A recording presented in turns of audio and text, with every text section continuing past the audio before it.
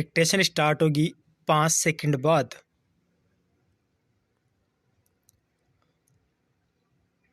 Start.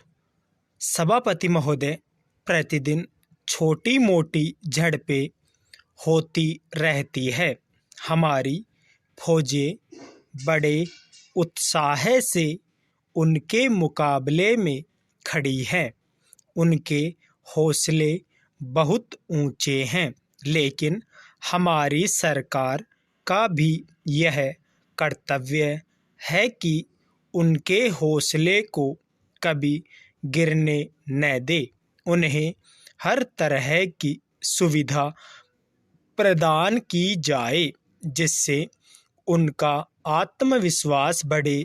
मैं मंत्री महोदय से अनुरोध करूंगा कि सरकार अपनी नीतियों के प्रचार का काम ठीक प्रकार से अपनी फौजों से करे।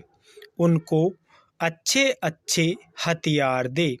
अनुसूचित जातियों और आदिवासी जातियों के आयुक्त ने जो अपना प्रतिवेदन प्रस्तुत किया है, उस प्रतिवेदन को देखने से यह प्रतीत होता है कि इसको तैयार करने में बहुत परिश्रम से कार्य किया है।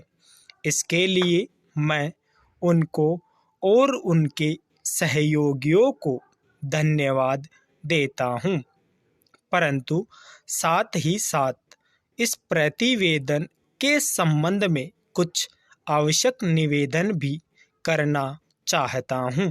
पहली बात तो यह है कि इस प्रतिवेदन को देखने से ऐसा प्रतीत होता है कि इन कार्यों के लिए जिस धन का उपयोग होता है वह 3 साधनों से उपलब्ध होता है। केंद्र सरकार द्वारा, राज्यों सरकारों द्वारा और कुछ गैर सरकारी संस्थाओं द्वारा। प्रतिवेदन के अनुसार जितना धन इन कार्यों पर व्यय करने के लिए दिया जाता है, उतना धन पूरी तरह से व्यय नहीं हो पाता।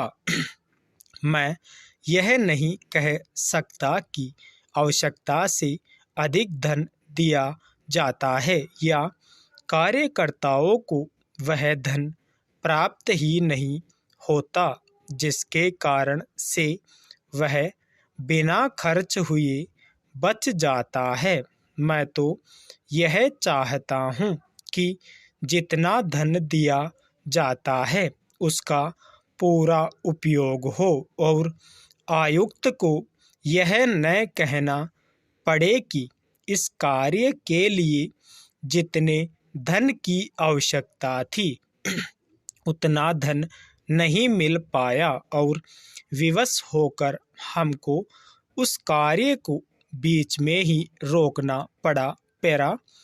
जहां तक राज्य सरकारों का संबंध है, बहुत सी राज्य सरकारें अभी तक इस कार्य में असावधानी से काम ले रही है और इस कार्य को अपेक्षा की दृष्टि से देखती है।